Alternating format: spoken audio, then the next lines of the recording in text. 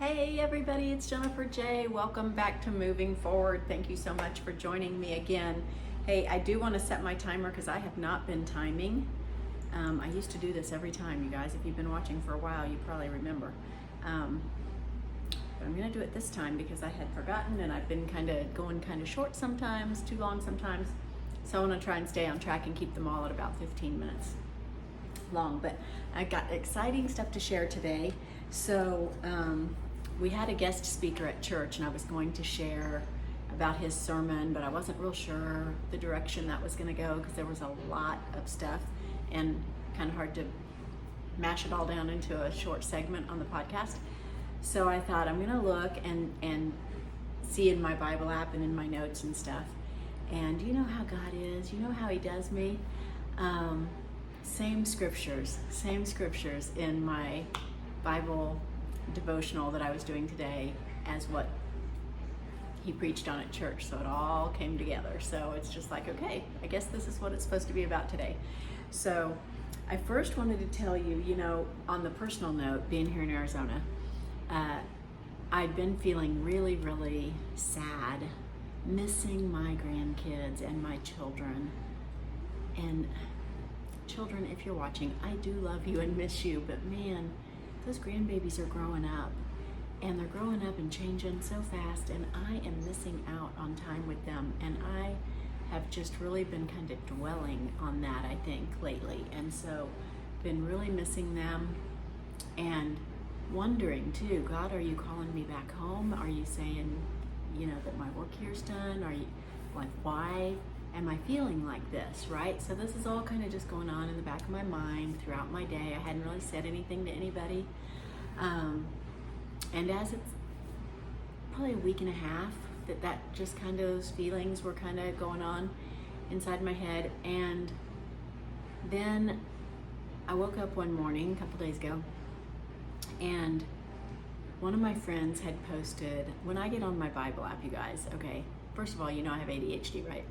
So when I open the Bible app, if there's a little red dot anywhere, I can't not click it.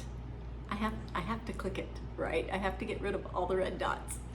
So there was a red dot on the community tab. If you have the YouVersion Bible app, you know what I'm talking about. But so I clicked on it to see what it was, and one of my friends from one of my churches back in Kansas had posted a verse, and it was Isaiah 58:11.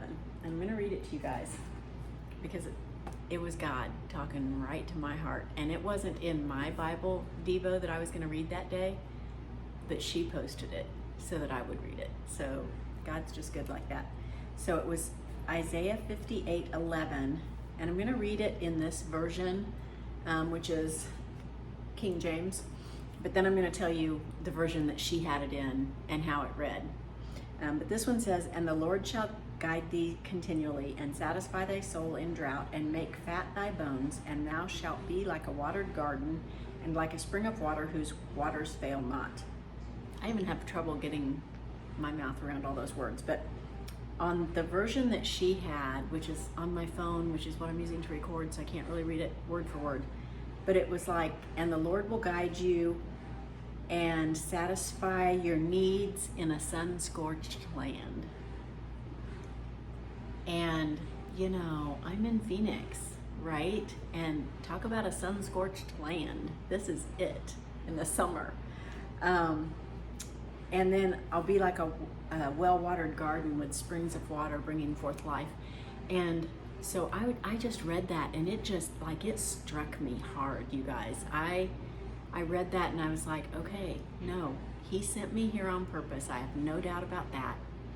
And I am here for a purpose. He has sent me into this sun-scorched land, and he is going to provide for me. I'm going to be well-watered, means he's going to provide what I need. And I'm missing those grandbabies, but he is taking care of them in my absence. And he has me here for a reason, and I just need to keep digging in, right? And don't let Satan win the battle. And so that is kind of how my week started. And then like I said, I went to church this morning and had that sermon, and it was on Matthew chapter 4, verses 1 through 11, when Jesus was tempted of the devil. And it was about, okay, he had just been baptized by his cousin, John the Baptizer, and then he was led by the Spirit, right? He was led by the Spirit into the wilderness, or into the desert, some versions say, which is kind of how I felt like. Okay, I was obedient. God led me into the wilderness, into this desert. And so we'll get to that in just a minute, but let me jump ahead. So in my devotional, and this is out of the YouVersion app, and it's from the devotional called The Great Commission. And it said, the Holy Spirit will guide you. He has a covenant with Jesus that cannot be broken. And he'll guide you into all truth, and he will show you things, and he will reveal things to you in any way that you will accept them. So whether that's dreams, visions, the church, other people, prayer. You guys know, for me, seeing things repeated and repeated. So he's committed to showing you, but you have to be available for him, okay? So first of all, if you've prayed to receive Christ, then the Holy Spirit comes to reside within you. And so then he's there, God is there inside of you, but you have to be available to hear what he's showing you. So the only way to do that is to pray about it, you guys. You have to ask him. So every day you can wake up and say, Holy Spirit, I am here. I am leadable. I'm teachable. I'm ready. Show me what the will of my Father is. And he will guide you through that day. You'll be, you know what, if you guys try this, I would even challenge you. I almost double dog dare you to try this for, let's say, 2 weeks. I got this crazy hair I can see going crazy in my mirror. Sorry. Try that for 2 weeks. Get up every day. Ask the Holy Spirit to show you what the Father's will is for your life, and to order your steps. And keep a notebook. That's key. That's key. I tell you guys all the time to write it down, but write it down. You can see I have my notebook here. Write it down. Every day, if you pray that for 2 weeks, I would love to hear how that goes for you, because he's going to. If you really mean it, and you're really teachable, and you're really open to hearing what the Spirit is saying to you, you know, he's only going to tell you good things. The devil comes to steal, kill, and destroy. The Holy Spirit doesn't. The Holy Spirit is going to lead you into good things. So, if you're hearing from the Holy Spirit to help someone, or do something like that, or to pray for somebody, that's the Holy Spirit. Satan's not going to tell you to do those things. He's not going to tell you to do anything that's going to glorify God, right? So that is why it is important to listen, but also to pray so that you can listen. Like, you need to be open and open that pathway to hear from the Holy Spirit. And then he will show you all the relevant things that you need, and you need to know him to be able to identify his voice. So we've talked about before, how can you know him? You know him by reading the word, right? It's down here. I don't think you guys can see it. You know him by reading his word and by talking to him. You know, prayer is just a conversation. Talk to God. He's right there. He can hear you. You don't have to say it out loud, but you certainly can, especially if you want to activate the power of prayer. Say it out loud. Say it out loud. And, talk it over. So as I'm reading this, and it's talking about knowing his voice and being led by the Spirit, and the verse it uses in my devotional is Matthew chapter 4, verse 1, which is when Jesus was led by the Spirit into the wilderness. And that's exactly what the pastor preached on today. He went all the way through verse 11, but he was talking about our mind is where it's made up. So our mind is the battlefield, and that's where the decision is made. Where what we think about is the direction that we're going to go. So if we're going to think on godly things, and we're going to capture each thought and make it obedient to Christ, or we're going to think ungodly things. He was talking about if you're in traffic and somebody cuts you off, or if you're, I don't know, whatever kind of situation might tick you off, how godly are you going to respond? And where is your brain at? You know, if you're watching a movie, sometimes movies today, they get by with a lot more than they did back when I was a kid. So they're using bad language. They wear very little clothes. They can show sex scenes on TV now, on regular TV, not even just in movies, just, it's awful. But it's where does our mind go? And so do we shut it off?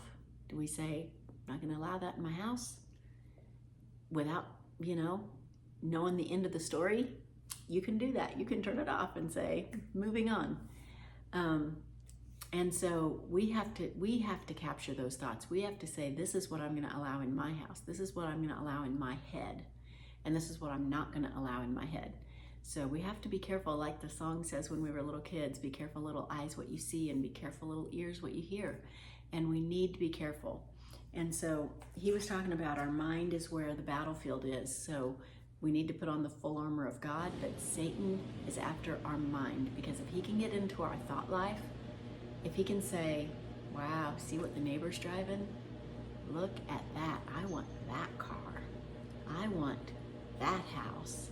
I want that husband or that wife. I want what they have. Like, he can get us coveting things. He can get us sinning just because he's gotten in our head. And so we need to be careful. We need to renew our mind and set our mind on things above. And so he's lurking to see who he can devour, but he's not lurking like the pastor said today, or the minister said, like he's not in a little red suit with the devil ears and the pointy tail and the pitchfork, right? Because if we saw that in our living room or whatever, lurking around outside on the patio, we wouldn't let him in. We'd be like, get out of here, right? But that's not how he lurks. He lurks in the corners of our mind, and we let him. We let him. And so that's where we need to sweep away and get him out of there. So he was talking about that, you know, Satan wants to plant seeds to disrupt our thoughts, and we need to be pulling those out just as quick as they come in and getting rid of them.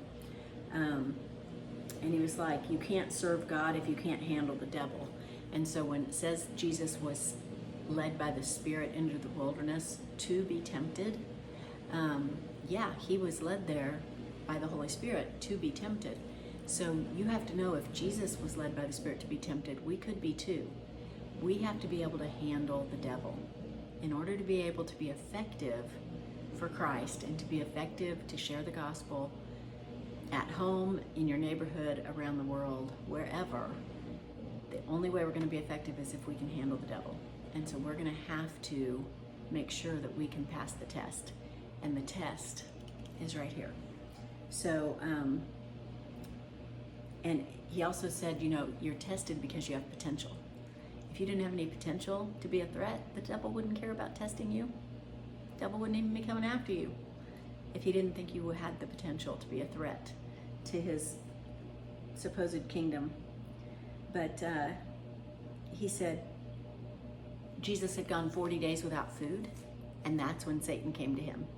So it was at the point of his weakness. It was at the point of his body was tired, his body was hungry, his body was wanting some love and care, right? And that's when Satan came. So turn these rocks into bread. You can turn these stones into bread right here. You could eat. And Jesus wasn't tricked by it. But that's what he does. He comes to us when we're weak, when we need things, and says, here's how I can get you to sin. So he tries to get us off track, but he says, wait on God. It's got to be faith over fear, right? Can't be afraid of that devil. Can't be afraid of that devil. You got to be able to tell him to go away.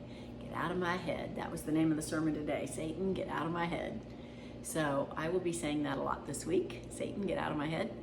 And I hope that you guys do too, because I hope that you will take my Double Dog Dare challenge for the 2 weeks of asking the Spirit to lead you each day and see what will happen. See what will happen when you ask the Holy Spirit to lead you and then allow Him to lead you.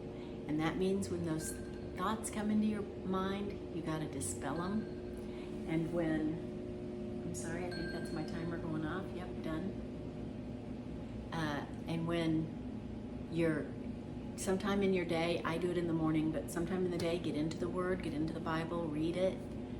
Whether that's a devotional that has verses with it, or whether you just open and just start reading, whatever it is, it's going to be important for you to do so that you can know Him, and then remember that the fight is in your mind.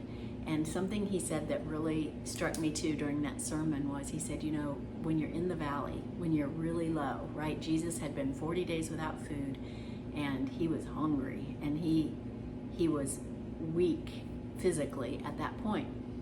When we're down in the valley and we're depressed, or we're anxious, or we're grieving, or whatever it is, when we're at our lowest point and Satan is coming for us, they called Jesus the lily of the valley. And I thought, how cool is that? The lily is in the valley. He's right there in the valley with you.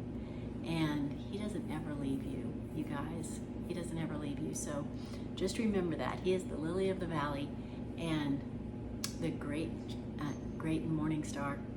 So take the challenge, ask the Holy Spirit to lead you to do the Father's will, write down how it changes your life, report back to me. I can't wait to hear about it. I'll talk to you guys next time. Bye-bye.